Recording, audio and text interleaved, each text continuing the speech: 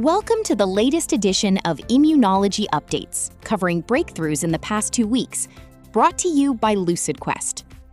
Roche Canada announced that CDA-AMC recommended Gazyva, or obinutuzumab, for public reimbursement in adults with active lupus nephritis receiving standard therapy.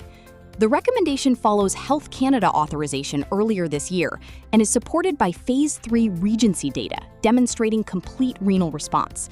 The decision may influence future payer reviews and treatment access discussions.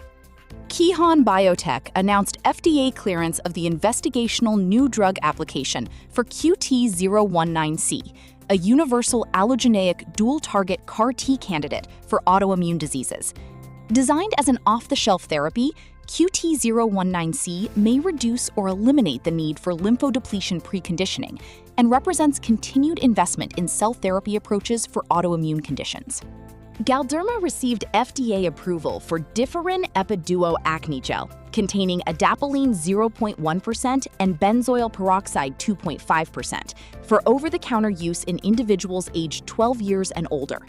The approval was supported by Phase 3 studies, long-term safety data, and extensive clinical experience, potentially expanding access to acne treatment. AstraZeneca announced FDA approval of Imfinzi, or durvalumab, in combination with BCG induction and maintenance therapy for BCG-naive, high-risk, non-muscle invasive bladder cancer.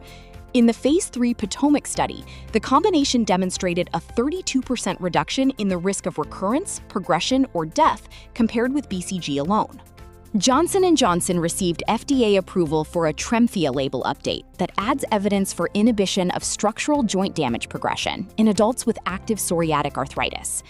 The decision was supported by 24-week Phase 3b APEX data, including improvements in ACR20 responses and structural damage measures. AstraZeneca reported positive Phase 3 EMERALD-3 results evaluating Imfinzi, Imjudo, lenvatinib, and transarterial chemoembolization in embolization-eligible unresectable hepatocellular carcinoma. The regimen reduced the risk of disease progression or death by 30% and achieved a median progression-free survival of 13.0 months, compared with 9.8 months for the control group. Pfizer reported results from Breakwater Cohort 3, evaluating Braftovi, cetuximab, and FOLFIRI in untreated BRAF V600E-mutant metastatic colorectal cancer. Median progression-free survival reached 15.2 months, compared with 8.3 months for comparator therapy, with an overall survival benefit also observed descriptively.